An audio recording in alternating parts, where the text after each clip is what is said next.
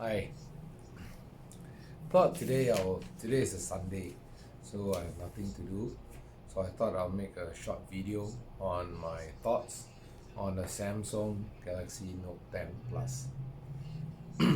I've been using this phone for a little more than 3 weeks, and since I'm in the US, I'm very tempted to buy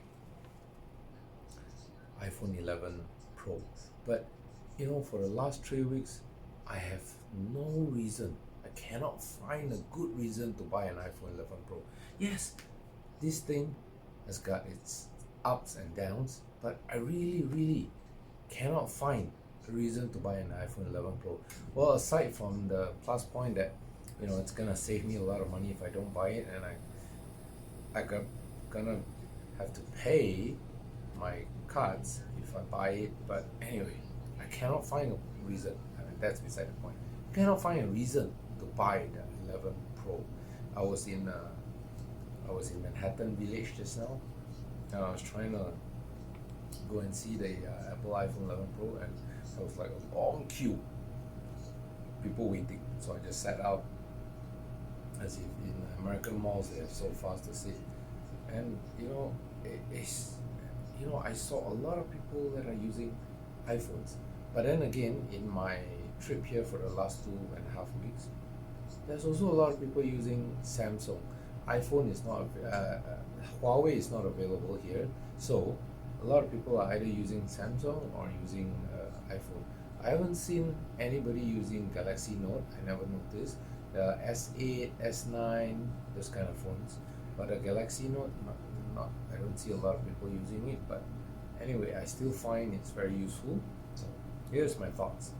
The downside of using a Samsung Galaxy Note 10 Plus is that the battery drains out very fast. In the past few weeks, I normally go out in the morning at 7:30, 8:30. Then I'll probably be back by. Sometimes I'm back by afternoon. Sometimes I'm back by evening. And sometimes late at night. So, in the middle of my trip, I had no choice but to buy a power bank, because the battery on this Galaxy Note 10 Plus is just, well, I think it's crap. It drains out very fast. Maybe because I'm using two SIM card, I don't know, but it drains out very fast. So anyway, I got a cable and I got a charger to charge it, either in an airport or somewhere else. But the charging is very slow. If you're down to about 30-40%, charging takes about 2 hours for a full 100%. And if you're 50-60%, maybe it takes about an hour plus. So lucky to get a MyCharge that has a fast wireless charger. So I bring it with me to cars and everything. To when I'm on the road, you can charge. But anyway, the battery is crap. If you can get around it, that's great. Second, there's no Siri. But saying there's no Siri is replaced by Hey Google. Anyway, a little bit more on that later.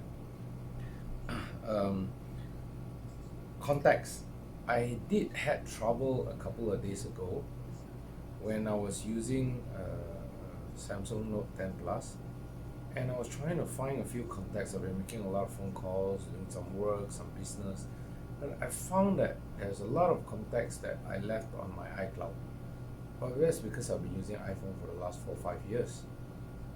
But so that time I was thinking, get an iPhone and the contacts there and everything's simple and just use it as a main phone. But that's the only reason that I can think of to get an iPhone. I can't think of any other reasons to get an iPhone, even a most basic one, just because to use the contact, but then use that as a main phone. Samsung has so many features. Why would I want to use an iPhone as a main phone? Then use that as a secondary phone?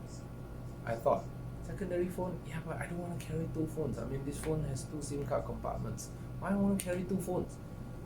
It's just troublesome again, And whenever I want to do tethering, I gotta mess around with the two phones. I gotta carry around with the two phones and all that. It's just too much trouble. So, but I managed to learn how to export my V cards from iCloud.com and import it into my Android and my Gmail contacts, which is automatically synced to my phone. So I did that this morning and it worked beautifully. Okay, anyway, so the upside on the Samsung Galaxy Note 10 Plus is that it has a large screen, 6.8-inch screen. It's beautiful. You know, the camera, sometimes I think it's not as good as a Huawei P30 Pro. I don't know about an iPhone's camera, but I'm guessing an iPhone's camera probably is equivalent to this Samsung's phone. But the Samsung auto beauties a lot of portraits exaggerately. I mean, if you snap your own picture, selfie, or if you snap somebody, you snap something, the software beautifies it automatically. So the picture becomes very, very beautiful, very bright, and very highlighted color. You know, it almost seems like it's a fake color, but it looks nice. So anyway, whereas iPhone's picture, I understand it's more natural color. You know, I mean, you know, everybody has their own preferences. So they have a lot of applications which are easy to use. For example, if I was doing online banking and you gotta wait for a tag code, so the tag code pops up on your screen, and then if you drag it down a little bit, like iPhone, when you drag it down, you will have the whole message there. But this one, drag it down, you'll have a small pop-up screen that tells you what it is. I think that's great. A lot of there's a lot of widgets in there you can customize as per you wish and everything.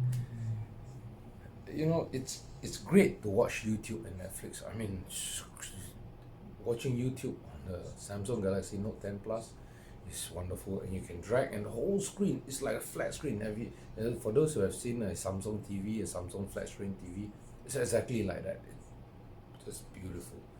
Netflix is the same, although Netflix just have a little bit of space that it's not utilizing, but it's still great. It's a great phone. So the final thing that I wanted to talk that I said earlier was that the Samsung does not have Hey Siri, but it has Google, and I've been working it out. I've been playing around with it. Yeah, it is not as responsive as Siri, but Google is it's there. It's almost there, but it's not as responsive. You can talk to it. You can ask him for weather because it integrates with your Gmail, integrates with the Google Map, so everything works out. It's like Apple ecosystem, a little bit like Apple ecosystem. So far, I've been loving to use it. It's a great phone.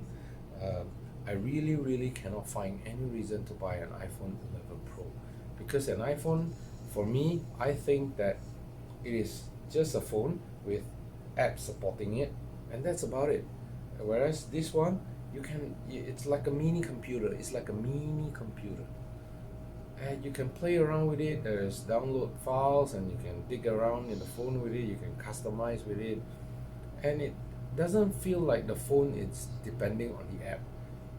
Whereas an iPhone, everything is fixed. You just gotta play around with it, and you just gotta download the app.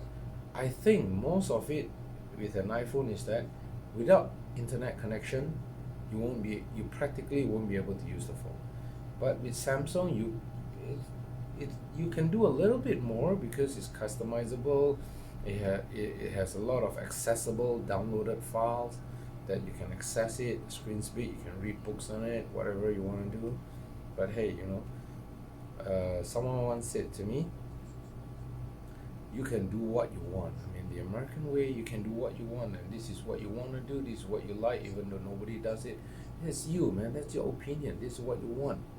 And I think, so far, I like this phone. I've put a little knob on it, so that it's easy to stand. But but then again, when doing this, I cannot do a wireless charging because it's too thick. But anyway, it's a great phone. Thank you.